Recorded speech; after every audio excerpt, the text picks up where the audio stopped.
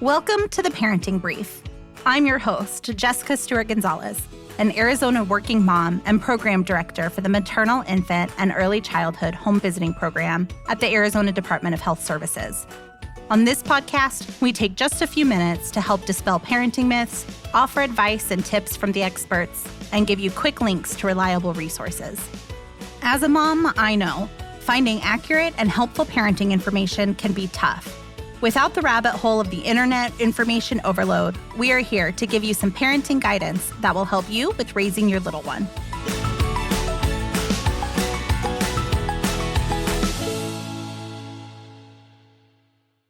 Thank you so much for joining us for this episode of The Parenting Brief. Today, we're looking at a topic that seems to always be on the minds of both new and experienced parents, and that's screen time.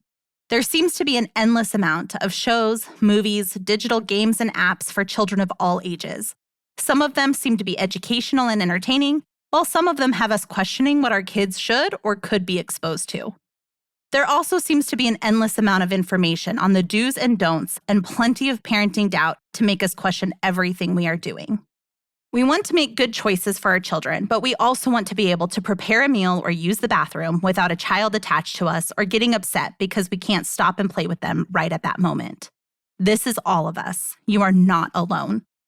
It's important to manage our kids' screen time and help establish and maintain a healthy relationship with TV and devices. It is part of being able to have a healthy and balanced life. It also can feel impossible to know exactly what that means and how to do it. Today, we're joined by an expert in managing healthy screen time. He's not only a researcher, but a dad. His name is Dr. Michael Robb, Senior Director of Research at Common Sense Media.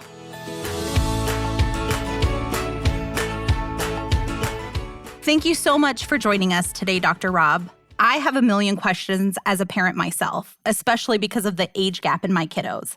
But I will try and not get ahead of myself here. Let's just start off with setting the stage with the best practice, and then we can get into the realities of screen time. What are the screen time guidelines, if any, for children birth to 5? Good question. There are recommendations that are put out by the American Academy of Pediatrics, which is probably the most popular source for screen time recommendations, but they're probably not what people think they are.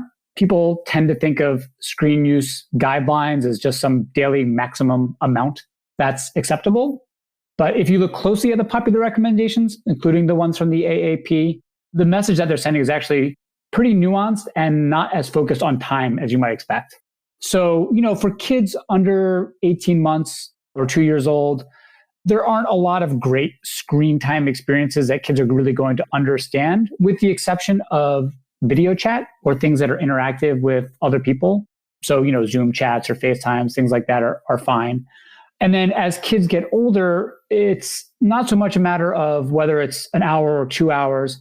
It's really more a matter of what it is a kid is using, how it's getting used, and to what extent, if any, is it replacing things that we know are valuable for kids' healthy development. That is great. I think that because one of the questions that I know I've had, and I've heard other parents have, even though sometimes I feel really old when I say things like kids these days, but kids these days really have access to more screens than ever before. We have multiple TVs, computers, phones, tablets, and for many kids, a combination of all of these things in their home. So when you're talking about screen time, are we talking about all of these devices equally? Is a screen regardless of the actual device? Great question. And no, we should not be lumping all these things together. If kids are engaged with high quality content that is stoking their curiosity or fueling their imagination, who's to say that should end just because it hit some kind of arbitrary time limit?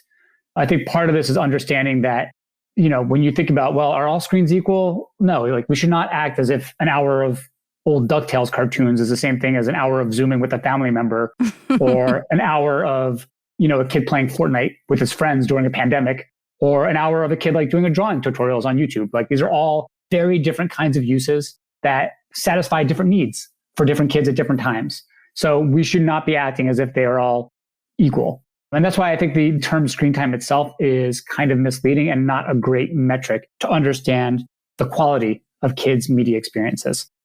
Is there a better word to use or a better description when we're talking about screen time to really understand how that deviates from just having a screen versus the quality versus quantity of the use?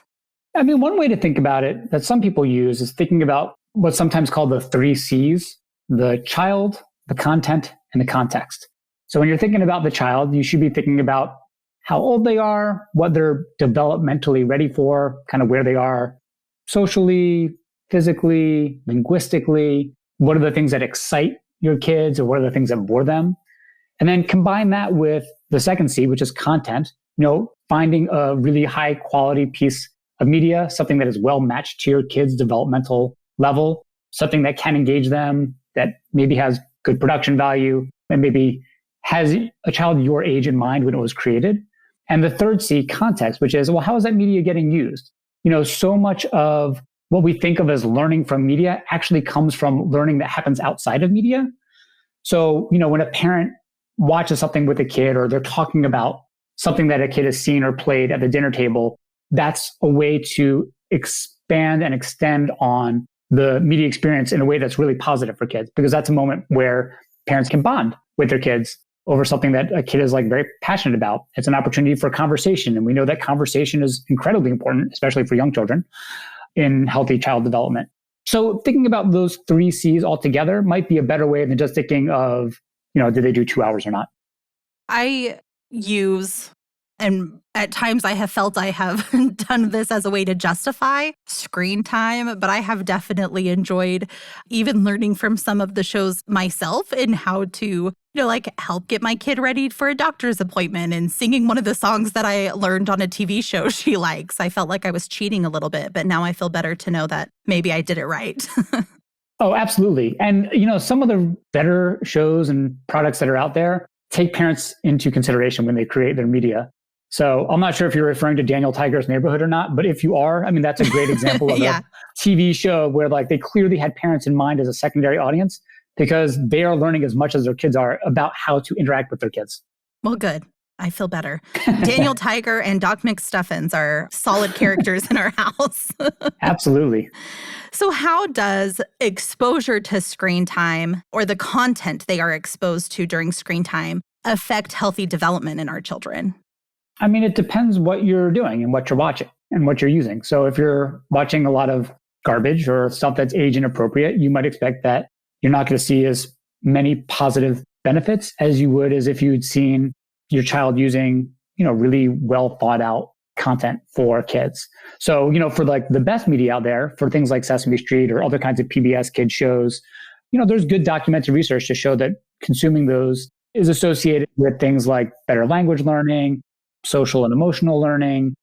I hear a lot of parents, and have experienced it myself as a parent, when you turn that screen off, when you turn the TV off, no matter what is on it, can create a total breakdown in a child. Is there a way to avoid that?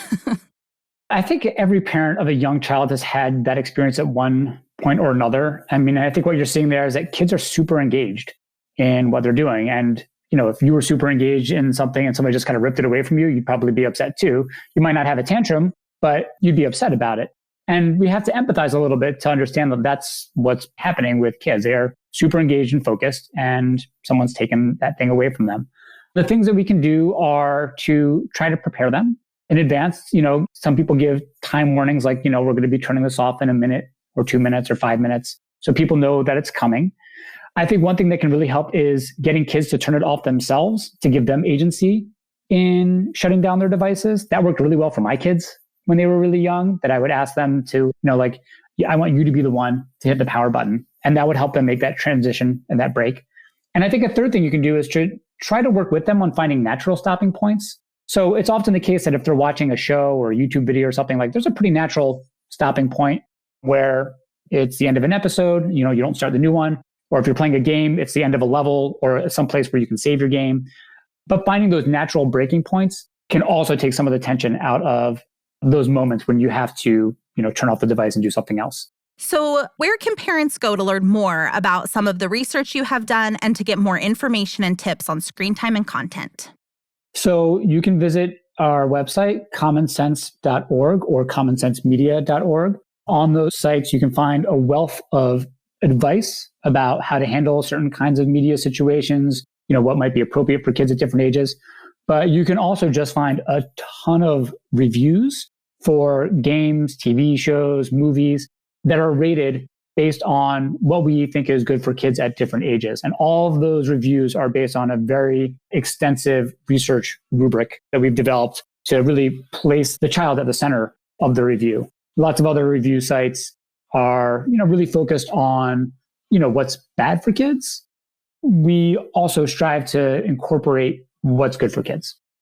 It is such an incredible resource. Thank you so much for your time today and being able to provide some information and quick tips for us today. My pleasure. Thank you for having me.